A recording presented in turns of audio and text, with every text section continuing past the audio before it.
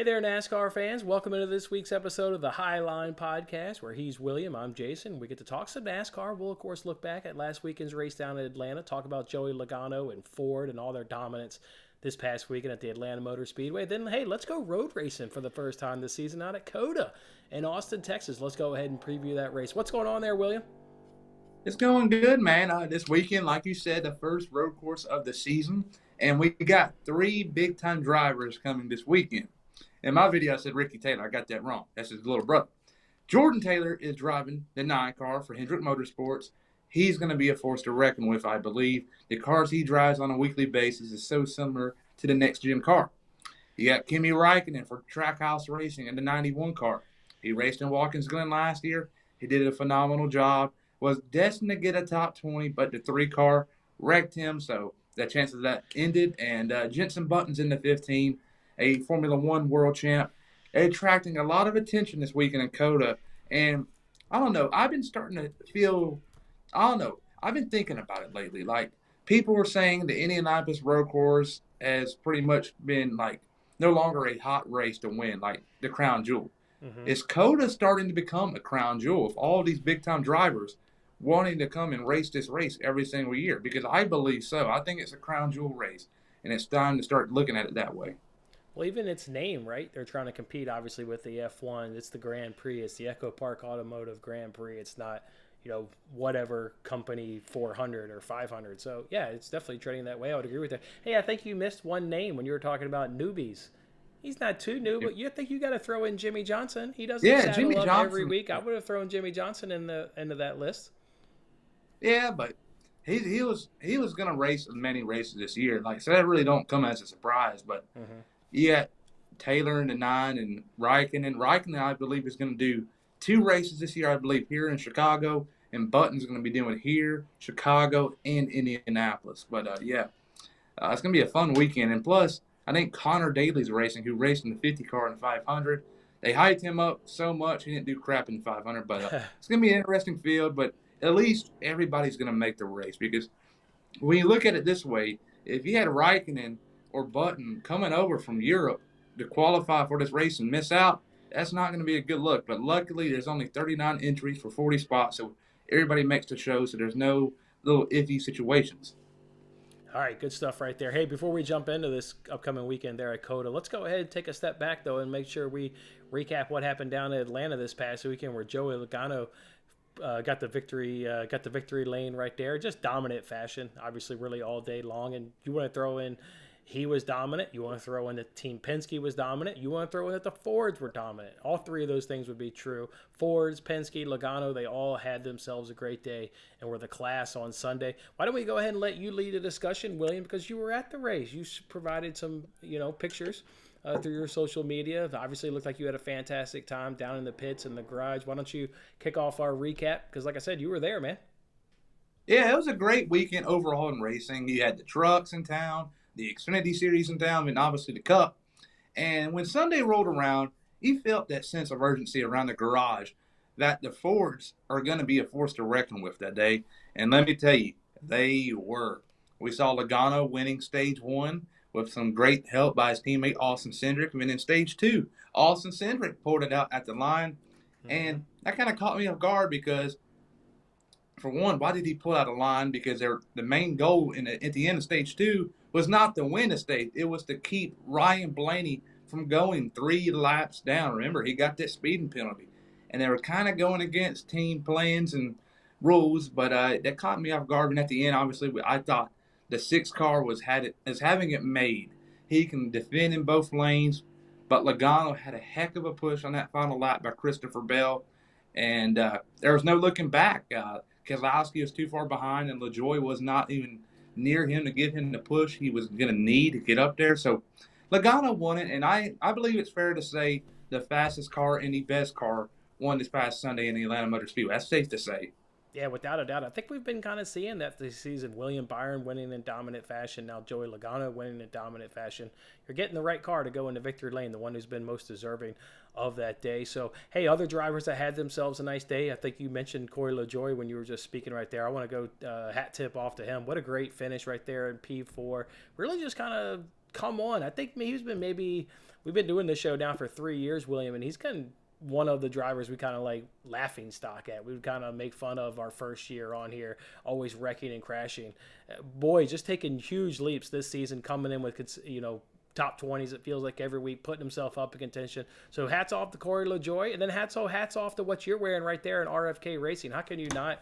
If you're going to give out some kudos, you got to mention RFK and kind of what they carried over the last maybe half a dozen or so races last season. It just spilled right over into 2023, and both Buscher and Keselowski have both just picked up right where they left off, and I think they've been impressive. Keselowski, the only driver to lead a lap in every race, like what I'm seeing from RFK. They're going to be in victory lane very, very soon. Yes, what I found very interesting about this whole past weekend, when I experienced it in person and I listened to the Dale Jr. download this week, he had Ricky Stenhouse Jr. Stenhouse was a former Roush driver for RFK Racing before it was rebranded to RFK. But he said during his time, his first year in 2013, it was the first year Matt Kenseth left that team. They didn't really know why. It was all hush-hush at the moment. You fast forward to the end of 2014, Carl Edwards is on a plane. I was listening to it earlier, and it caught me off guard and thought, dang, this is true. But he told Stenhouse that he is leaving Roush Fenway because he believed that it was going downhill and it wasn't going to go back up anytime soon. And Stenhouse thought he was in a big hole with just himself and Greg Biffle. 2017 rolled around, he picked up a couple of wins, and since then that organization has fallen off the map. And it's crazy, though, how that team right there lost its big drivers and fell apart. And just in 2022, Brad Keselowski just comes along and changes that whole team within a year time. That is pretty darn impressive for one driver to do that by himself. So I got to give a kudos to Brad Keselowski. That's pretty cool. Yeah, and obviously why they brought him in, they knew what they were bringing in when they brought him on to be an owner and a driver. So yeah, love what that team's doing right there. So what else though from Atlanta? Otherwise, not the greatest of all races, right? I mean, Joey Logano led every lap in stage one, so it wasn't like you were constantly getting guys, making a run and getting pushed by somebody else, and the lead was constantly flip-flopping or anything. That wasn't really the case. There was the dominance by Logano. Wasn't a overly spectacular super speedway race, but no. I'm also it's kind of just like, seems like we've kind of had a run this year. William Byron dominated. Vegas wasn't that great. Phoenix wasn't that great. Kind of been on this run of not so great, but not terrible, but just kind of, yeah. Yeah, it was interesting, though, but the Penske and RFK cars are quick, like we stated millions of times already. But yeah, what kind of worried me, it really did, was the Stewart-Haas cars. And I know it's a plate track and all, the Fords are quick. But these Fords in particular were not that pretty quick besides Harvick. I thought Harvick was good. Almirola was up there. That was just because he took a strategy involving 0 tires and fuel only. Briscoe has steering issues, and Ryan Preece lost his cylinder early on. So not a good weekend for that whole organization. Well, last week I was a big critic on them, and it's going to stay that way. I'm a big critic of them, and I believe they're going to turn things around. It's going to have to happen right now, because if they don't, they're going to be in a hole within this summer where they're going to have to win to make the playoffs. You do not want to do that. You're not seeing anything from the team that would make you think they can turn around. I hear what you're saying. I mean, it can't get any worse, but outside of Harvick, you're not seeing anything from Stewart-Haas that would give you, any encouragement that, they're going to break out of it or anything. So we'll see. Yeah, and right now, though, yeah, but right now we've obviously seen rumors go around on Twitter that Gene Haas is getting investigated by the U.S. government for selling things. I'm not going to go much farther into it, but could his ownership stake wind down? I've seen some rumors saying that it could.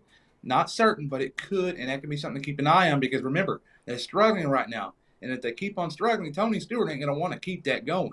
He's going to want to slim it down some. So all these drivers right here for Stewart-Haas Racing, Almirola, Preece, and Briscoe, are racing for their careers. Contracts mean nothing at this moment, so they're going to have to prove something. And no matter how bad the car is, you're going to have to go out there week in and week out and get the most out of it. No excuses. Certainly, and as the news continues to drop around Stewart-Haas and some of those rumors, make sure you stay tuned to Williams' YouTube channel. He drops good kind of NASCAR content throughout the entire week. You can call it NASCAR silly season, whatever you want. Obviously, we're in season, But over on William's channel, he'll kind of keep you updated on all the kind of off-the-track news. So make sure you stay tuned and check that out. All right, let's go ahead and turn our attention then. Although we are going to do a free giveaway. I mentioned that on Twitter. I mentioned that on my own YouTube morning show. Do you want to do it now? I know you got some freebie stuff from Atlanta, or do you want to wait more towards the end of the show? Let's do it now. Let's do it now. So okay, we got 2 people watching. Do you want to hook them both up? You said you wanted to do a live giveaway. Do you want to hook up Tyler and Jason? We got Tyler and Jason watching the show. All right, so let's say the first. All right, whoever comments first is the number 1 through 2. All right, you get it. So all right, just do Tyler. Just do Tyler. He commented first. Just do Tyler. All right, Tyler, you go first. So what we're gonna do is give you an actual autograph hero card of Eric Jones. Nice. So what you got to do is DM me on Twitter at WilliamBlackwell72. I'll respond to you pretty quickly and get it mailed out quickly. And then for Brian. What do you got something for What do you got something for Jason? Got something for him? Oh, Jason, yeah. Oh, we got something for Jason. All right, so what we're gonna do is an RFK Racing Violet Defense Hero card, Ryan Blaney Body Armor Hero card, and then an Austin Cindric Richmond Water Hero card. So this, like I said, just DM me on Twitter and I'll get it mailed out quick. Thank you for watching the show, and yeah. Looks like you had a hell of a time hanging out with the Ford camp this past weekend, William. I love it. Yeah. Love it. I always love that hat, too. I think RFK's got one of the cooler looking, kind of like how Kia, remember how the car manufacturer Kia changed their logo and it kind of looks like 9-inch nails, the band? Like RFK, like that logo looks tight. I think that is one of the better logos maybe in all of the sports. I love the RFK. Of course. Logo. Yes. So. The font. I believe fonts are big, and the font for this is awesome. Yeah, it's really cool. All right, Tyler and Jason, make sure you hit up William on his Twitter. He'll be responsible for hooking you guys up. Obviously, it's courtesy of William. He was down at the track this past week, and so appreciate you doing that, William, and we'll do that again as we kind of go through the season here. Let's go ahead and turn our attention now to the EchoPark Automotive Texas Grand Prix in Austin, Texas. Is where the guys will be running this weekend. 68 laps, 230 miles. Let's kind of do what we've been doing the last few weeks, kind of give these guys drivers that we should keep an eye on. I'll go ahead and kick it off here. I'm going to go ahead and keep an eye on Austin Cindric this past weekend. Look, in 2 races at COTA, finished 8th and 25th, but I'm really encouraged by how he's kind of done in the race as a whole, right? Sometimes your finish doesn't kind of equal the body of work you've done all day. Well, in the 4 stages in those 2 races, he's finished 5th, 4th, 10th, and 9th. So he's been in the top 10 at every stage break in these 2 races. One of the times he brought it home in P8. The other one he had an incident where he came in 25th. If he stays clean, this looks like a top 10 car, especially with the momentum he did coming off Atlanta. So, well, driver I'll be watching is Austin Cindric. What about for you? I believe if you're going to look at a driver this weekend, qualifying is going to be big. Remember, the cautions are not going to happen at the end of the stages like they typically do. It's only happening for road courses this year where they're going to keep it going. Thank you for mentioning that. Expand on that. I meant that's in my notes. Expand on that. It's in my notes. They're not doing the stage, but remember how we've always talked about strategy, folks. Do you stay out or do you pit? What William's saying is there are still stages, but at the end of the stage, they don't bring out the yellow caution, kind of eliminating that whole strategy that we've kind of hashed, which has really been the whole thing about NBC Sports Predictor app is guessing pit strategy, really. Yeah, and I believe if you qualify up front, you're gonna be up there. And if he's qualifying in the back, you're not gonna be moving up very frequently because I don't believe there's gonna be many cautions or many cars. Like obviously we're gonna see cars spin out here and there, and they're not gonna throw a full course caution unless they have to. So the odds of seeing a caution this weekend are pretty slim. I can really see this race going from start to finish green flag. Like I think that's kind of wild to say, but I can see it happening. But one driver I'm looking at, though, is going to have to be that 9 car. That Taylor man, he is coming to NASCAR, filling in for Chase Elliott for 1 race only before Josh Berry takes the ride back over next weekend in Richmond, I believe it is. But I think he's going to do a phenomenal job. Jordan Taylor has been working his tail off, and it's cool to see him finally get a big seat in the NASCAR Cup Series for a one-off race. I think Jordan Taylor is definitely to watch of, right? They just not plucking him out. I mean, this is the big boy race. It means a lot, obviously, to Hendrick and to the 9 team. So there's a reason they're going from Berry to Taylor this weekend. So I do like that pick. Hey, I'm going to keep an eye on Ross Chastain this weekend. And kind of wondering, though, William, which Ross Chastain are we going to get? What about the first 3 road courses in 2022 where he went 1st, 7th, 4th? or are you going to get the last 3 road courses where he finished 27, 21, and 37? Definitely a tale of 2 seasons here at the road course, but you get me encouragement when you come to COTA because he's got 1st and 4th in his 2 finishes here at COTA. We all remember the dramatic finish last season with him, Bowman, and Allmendinger. Obviously, Bowman and Allmendinger they really all kind of got into each other, and Allmendinger goes off the track where Bowman and Chastain continue kicking it up the hill there for the finish. But I'm going to be keeping an eye on Chastain, and I guess maybe a little to branch off of that. If you're mentioning Chastain, why not just mention Trackhouse Racing? I mean, Daniel Suarez has been damn good last season at the road courses. So really just look for Trackhouse Racing as a general. So who's another one you're going to be keeping an eye on, William? I believe this is going to be the weekend. I believe it is. I think Stewart-Haas Racing takes a step forward in the right direction. I think the man that's the best at that whole organization on road courses is not Kevin Harvick, it's not Eric Almirola, and sure as the hell not Ryan Preece. It is Chase Briscoe. I think Chase Briscoe is going to turn things around this weekend. And does he go to victory lane? Time will tell. But I believe he's going to be a driver to keep your eye on. All right, you like Briscoe. I like another Ford. I like Joey Logano. We talk about momentum. Well, last week's winners obviously got the most momentum of anybody in the field, so I like Joey Logano. In the races here at COTA, call it 6 stages if you want to count the stage 3, the last one. He's had 4 of those 6 in the top 10, a 5th, a 3rd, and a 1st. A guy that can get it done. He's getting good here at COTA. He's finished 31st. He's finished 3rd. I like Joey Logano. He's got lots of momentum, so I'll be keeping an eye on him. Anybody else you're keeping an eye on? This one right here may catch a lot of people off guard, but I think back to Sonoma a year ago. This is 2 different tracks, but I thought how Chris Buescher handled himself throughout that race and handled the pressure. I believe he can go to COTA this weekend. Maybe not go to victory lane, but a top 10 is definitely on the table for the driver out of RFK Racing. I believe he can do it. He can cope with pressure. And also, he won last year at Bristol. I know that's kind of an off thing, but I'm just adding up to him as I try to sell this offer right here. But he's going to be a top 10 driver. But there you go. Chris Buescher. All right, one other guy I want to go ahead and throw on your radar, and it's a guy that everybody knows. It's Jimmie Johnson. I mean, last 2 finishes at a road course were 13 and 4th. He's had some time off, but I would expect him to be competitive. Probably just outside the top 10, probably going to be in that top 15 range. So if you're maybe looking for a DFS or a head-to-head matchup, I think Jimmie Johnson could be, one to get on it. While we're talking about Jimmie Johnson, who do you think is going to be better, Taylor, Raikkonen, Johnson, or Button? Of the 4 new guys, who do you think is going to have the better showing this weekend? I'm going to go ahead and pick Raikkonen. I think he's really tuning up nice for a good summer finish here in Chicago when they hit the road course. Obviously, this is a Grand Prix. COTA's kind of got some twists and turns to it. I'm going to go for Raikkonen. You like Taylor, I assume, more than Raikkonen? If I had to put it in an order, I would have Taylor, Raikkonen, Johnson, and Button. Nothing against Button. I just think Jenson Button is just stepping into something totally new, not that much experience. The equipment but I is going to blow him away, yeah. I think he's going to use this race as a race to get used to the next-gen car. He's not going to go out there and try to go for the win, but he will try to do that in Chicago fast forward to summer.